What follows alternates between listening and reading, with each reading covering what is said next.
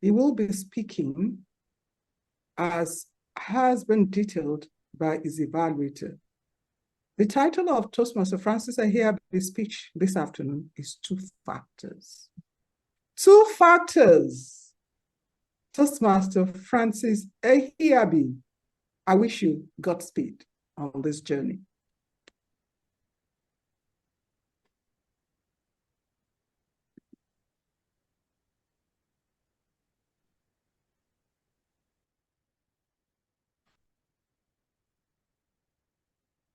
I know you all are wondering what this young chap is doing here, dressed like a gangster. Is he here to deliver his speech? Or is he here for other purposes? Well, your guess is as good as mine. But I'm Toastmaster, fellow Toastmasters, and our potential speakers and leaders. Well, this has done his job. I don't even know what I look like wearing that. It was Steve Jobs that said, if you live your life, or if you live every day as if it was your last, someday you will most certainly be right.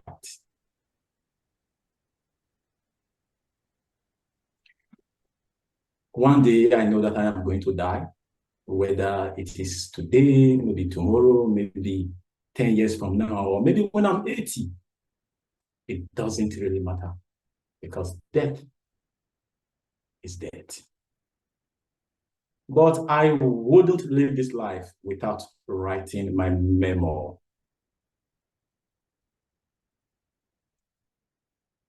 And when I think about writing my memo, I always say to myself, what will be in your memo? Is it a bellwether speaker? Is it a bellwether writer? What will it be? Or will it just be philosophy or as a mechanical engineer? But I can say one thing for sure, that my memo will never be complete without my Toastmasters experience.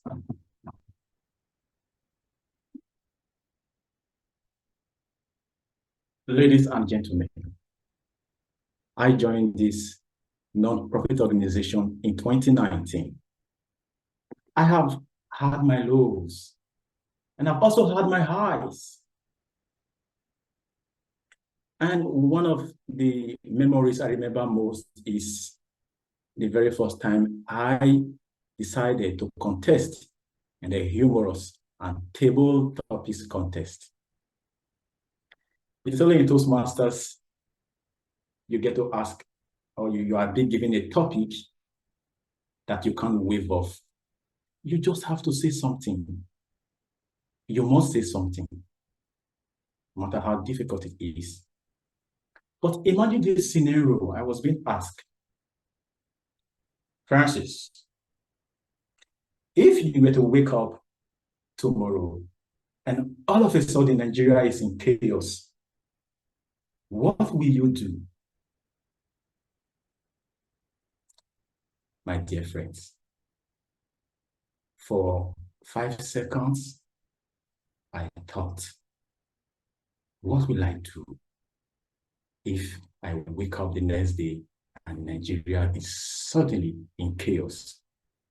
Trust me, just as I have had conversations in the past with my peers, I quickly launched into this to deliver a speech on that topic. I will kill all the politicians. That was my response.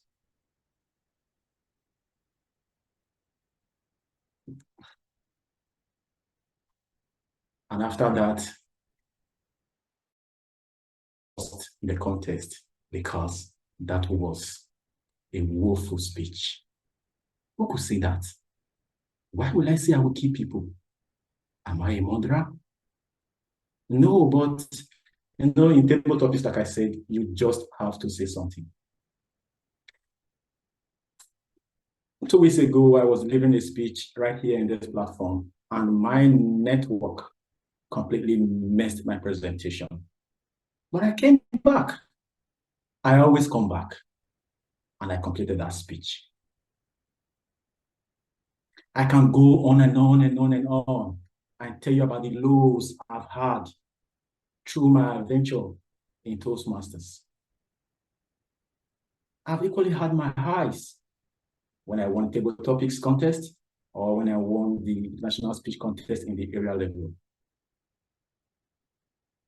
But if I look at my journey since joining this club, it has been fulfilling. And it's no fluke or no wonder I said my memo will be filled, or the pages will be filled with my Toastmasters spectacles.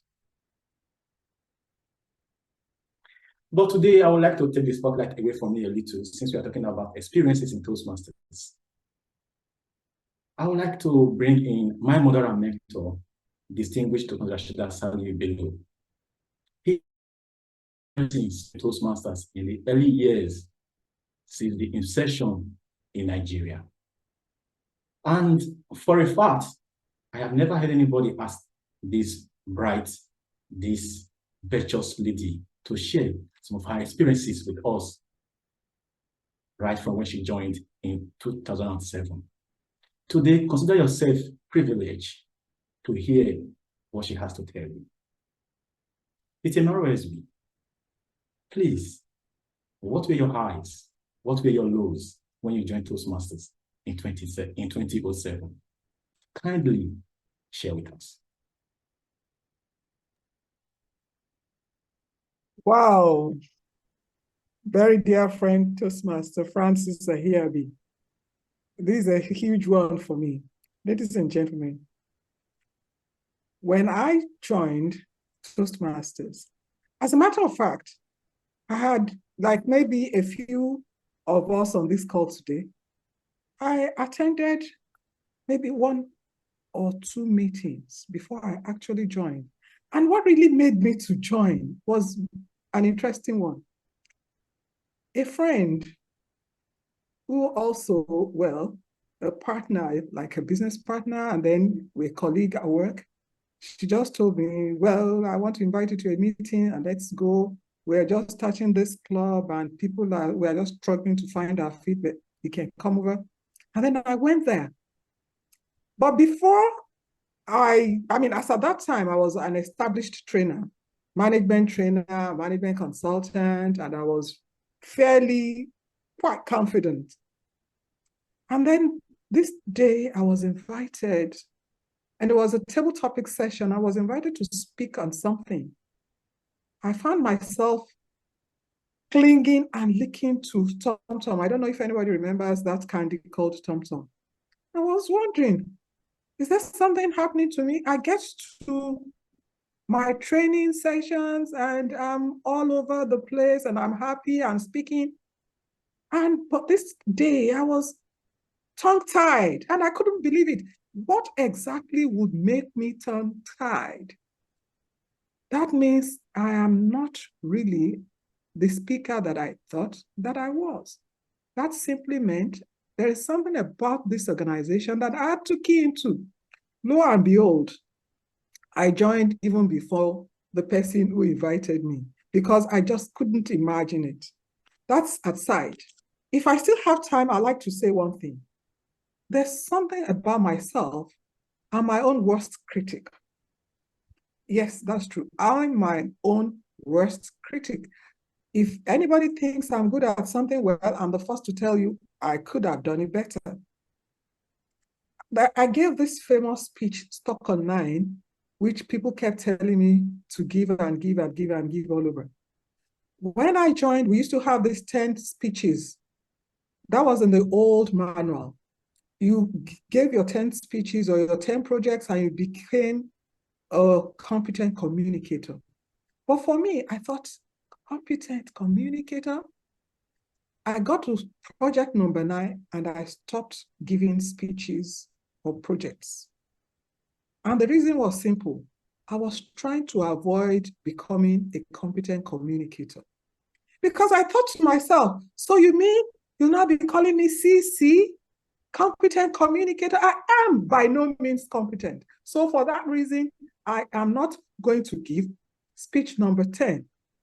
And everybody kept trying to, I said, look, I can give, okay then, you want me to give speeches, but don't record it because I don't want a situation where you call me Sissy. So I kept on and on and on, and it went for years.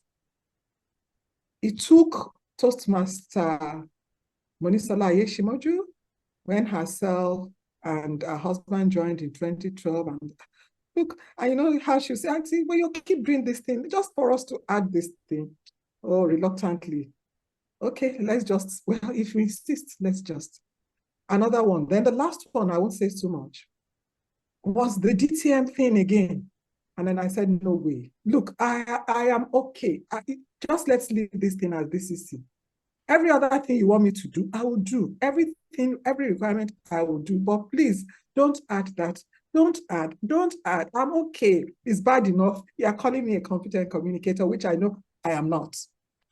And then by hook or by crook, somehow, if I did something, well, they'll just say, we are about to record it, you better bring it. We are about to record it, you better present it. Oh dear. Ladies and gentlemen, my Toastmasters journey has been beautiful. One thing I can tell you for sure and for free is that this organization has added so much to my life. Are you wondering, do you think I'm in medical devices? Do you think I have anything to do with sciences? Of course not. But I can stand before professors and give presentations on what I do. And each time I go out with some of my peers, the next thing they ask is, madam, which area of medicine are you in? And then I start stuttering. Actually, really, that is what Toastmasters did to me. Back to you, Toastmaster Francis Ehiabhi. Thank you so much,